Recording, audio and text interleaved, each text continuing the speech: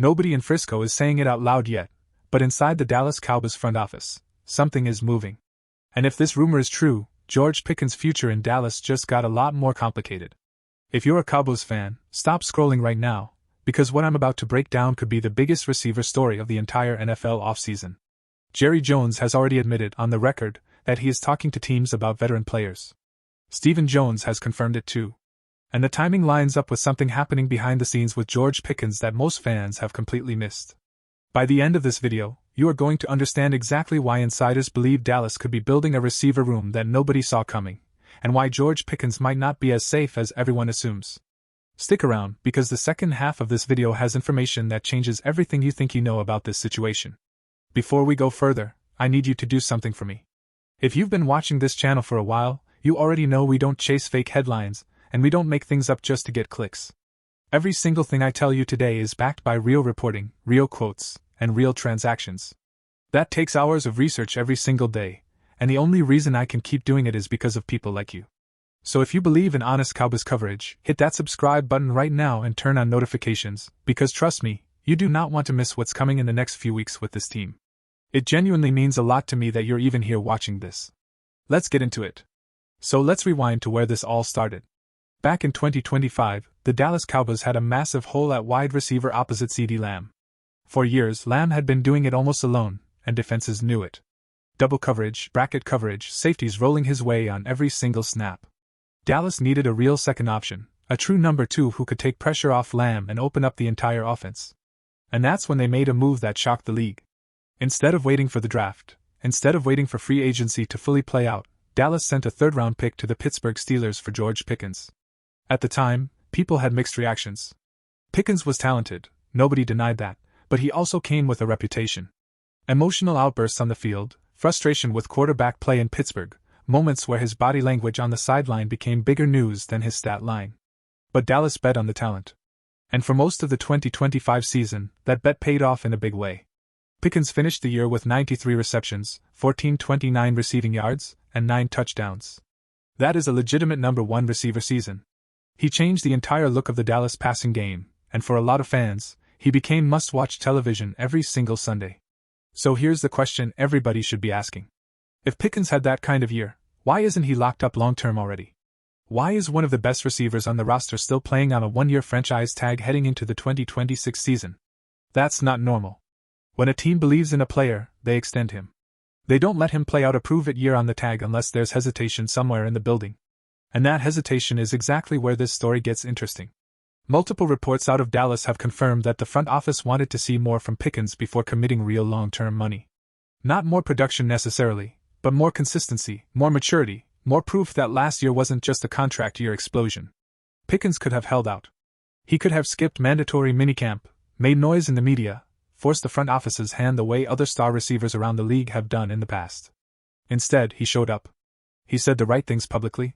He said he intends to play out the tag and let his performance speak for itself. On the surface, that sounds like a mature, professional approach. But if you know how these front office dynamics work, sometimes a player playing nice in public is exactly what happens right before a business decision gets made behind closed doors. Now let's talk numbers, because this is where it gets real. Pickens' 1-year tag salary makes him the 17th highest paid receiver in the league in average annual value. That's a solid number, but it's not elite money. Compare that to what's happening around the rest of the NFL right now. Puka Nacua just got paid at a market-setting rate that instantly reset the receiver pay scale. If Pickens goes out in 2026 and repeats or improves on his 2025 numbers, he is going to be in position to ask for a deal in that same neighborhood, somewhere in the $30 to $35 million per year range. And here's the part that should make every Cowboys fan sit up straight. CeeDee Lamb is currently the league's 5th highest paid receiver at $34 million a year. If Pickens gets anywhere close to that number, Dallas would be looking at paying 2 receivers a combined figure north of $65 to $70 million annually. That would make Lamb and Pickens the highest paid receiver duo in the history of the National Football League, surpassing even the Cincinnati Bengals combination of Ja'Marr Chase and T. Higgins. Now think about that from Jerry Jones' perspective. This is a franchise that also has to pay Dak Prescott at the top of the quarterback market. They have Micah Parsons level money tied up on the defensive side, even after that blockbuster trade sent shockwaves through the fanbase. They just added Quinnen Williams via trade, and there are already whispers he will need a massive extension of his own once his current deal winds down. Caleb Downs was a first-round investment at safety. The Cowboys are not a team with unlimited cap space. At some point, hard decisions have to be made, and wide receiver, as valuable as it is often the position where front offices start looking for cheaper, younger, more cost-controlled solutions once one player already has premium money locked in. This is where the trade rumors start to make a lot more sense. Jerry Jones has gone on record saying, and I'm going to paraphrase this carefully, that literally any kind of trade is possible for this team, whether picks or players. Stephen Jones backed that up separately, confirming that Dallas has been in direct conversations with other teams about veteran players who could help fill remaining roster needs. Now, on the surface, most fans assumed those conversations were about defense, especially considering how badly that side of the ball struggled last season, finishing dead last in the league in points allowed per game. But insiders close to the situation believe receiver is also quietly part of those conversations, especially given the uncertainty hovering over Pickens' long-term future in Dallas. Let's talk about the receivers connected to Dallas and various rumors and reports over the past several months, because this paints a much clearer picture of what the front office might be thinking. The first name that kept coming up for a long time was A.J. Brown of the Philadelphia Eagles. For a stretch this offseason, Brown's name was floating around as a potential trade candidate, and Dallas fans immediately started dreaming about what a Lamb, Pickens, and Brown trio could look like. But that dream is officially dead. Brown has been traded, and not to Dallas. He is now reunited with head coach Mike Vrabel with the New England Patriots, acquired by Philadelphia, sending back a 2028 first-round pick and a 2027 fifth-rounder. Brown is completely out of the Cowboys' crosshairs for the 2026 season. That door is shut. But here's what a lot of casual fans don't realize. The Brown rumor being dead doesn't mean the Cowboys have stopped looking. It just means they pivoted. And that's exactly what Stephen Jones alluded to when he said Dallas didn't check every single box in free agency, and that player acquisition is never truly over for this organization. Remember, this is the same front office that pulled off the George Pickens trade last year completely outside the normal free agency and draft windows. They are comfortable making moves when other teams aren't paying attention, and that should terrify the rest of the NFC East. Now let's look at what Dallas has actually done at receiver this offseason, because these smaller moves tell a story of their own. Since Paris Campbell's retirement, the Cowboys have added two new names to the receiver room. The first is Romello Brinson, a former SMU wide receiver. The second is Jaden Smith, who was originally an undrafted free agent signing by the Tampa Bay Buccaneers back in 2025, but landed on injured reserve during training camp and missed the entire season without ever playing a snap. And no, before anyone asks, that is not the son of actor Will Smith. Same spelling, completely different person. On paper, these look like minor depth additions. Camp bodies. Names most fans will forget by September. But here's the thing about NFL front offices. Sometimes cheap, low-risk additions like this are exactly what a team does when they're hedging against uncertainty at a starting position.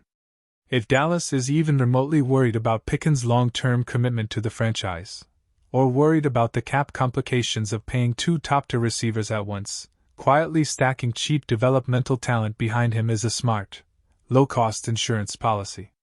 It doesn't mean Pickens is getting traded tomorrow. But it does mean the front office is not putting all of their eggs in one basket. There's also been chatter connecting the Cowboys to workup visits with players outside of the standard roster, including reported interest in UFL talent at the receiver position. One insider covering the team put it bluntly, saying the Cowboys aren't working out these outside players because they suddenly found hidden gems. They're doing it because June and July is exactly when depth charts start lying to you, and smart front offices are already preparing contingency plans for August and September before injuries or contract disputes force their hand. Now let's connect this to the biggest name currently swirling in Cowboys rumor circles that has nothing directly to do with receiver on the surface, but actually matters a lot to this entire situation. Alvin Kamara. Reports and social media chatter have floated the idea of Dallas making a move for the veteran running back. Now I know what you're thinking. Why does a running back rumor matter to a receiver story? Because every single roster move this front office makes right now is connected to the same central problem, which is the salary cap. Every dollar spent acquiring outside offensive talent, whether it's a running back or a receiver, is a dollar that makes it harder to justify a massive long-term extension for George Pickens down the line. The math only works so many ways. Let's also touch on the defensive side quickly, because it directly ties into what the front office is prioritizing with limited resources. Josh Sweat of the Arizona Cardinals was heavily rumored to be available on the trade block. He missed organized team activities despite reportedly being fully healthy, and multiple reports suggested real unhappiness with his current situation in Arizona. Dallas, given their well-documented need for pass rush help, was seen as a logical trade suitor. But according to insider Ian Rappaport, that potential move has now been shut down. Sweat is reportedly staying put. Why does this matter to our receiver conversation? Because it removes one avenue Dallas could have used draft capital or cap space on. It means whatever resources they were potentially setting aside for a Sweat trade could now theoretically be redirected somewhere else on the roster, and receiver remains one of the positions where Dallas has shown a willingness to be aggressive. So let's zoom out and ask the real question this entire video has been building toward. Is George Pickens actually in danger of being moved, or is this front office simply exploring every possible avenue the way they always do, while fully intending to pay Pickens once the season proves out? Here's my honest breakdown, based on everything currently being reported. There is no confirmed report, none, from any credible insider stating that Dallas is actively shopping George Pickens or has a deal in place to replace him. I want to be extremely clear about that, because a lot of channels out there will tell you a trade is basically done just to get clicks, and that is not responsible, and it's not what we do here. What we do know, based on real, confirmed reporting, is this. Pickens is playing on a one-year tag. The front office wanted more proof before committing long-term. Multiple receiver-adjacent moves have quietly been made this offseason. Jerry and Stephen Jones have both publicly confirmed ongoing trade conversations about veteran players. And the cap situation with Lamb, Prescott, Parsons, and Quinnen Williams already locked into big numbers makes a second max contract at receiver an extremely difficult needle to thread. Put all of that together, and here's the realistic scenario. If Pickens has another monster year in 2026, similar to his 2025 production, Dallas is going to be faced with one of the toughest business decisions this front office has had in years. Pay him at a market rate that could make Lamb and Pickens the richest receiver duo in NFL history, or use his tag year as leverage, let another team make him a monster offer in restricted free agency territory, and use that draft compensation to reinvest in a cheaper, younger receiver already being quietly developed in the building right now. And that is exactly why names like Jaden Smith and Romello Brinson matter more than casual fans realize. That's why workout visits with outside receiver talent matter. This isn't a front office panicking. This is a front office that has clearly learned from history, remembering that they got Pickens himself through an outside-the-normal window trade last year, and they are positioning themselves to have similar flexibility again if the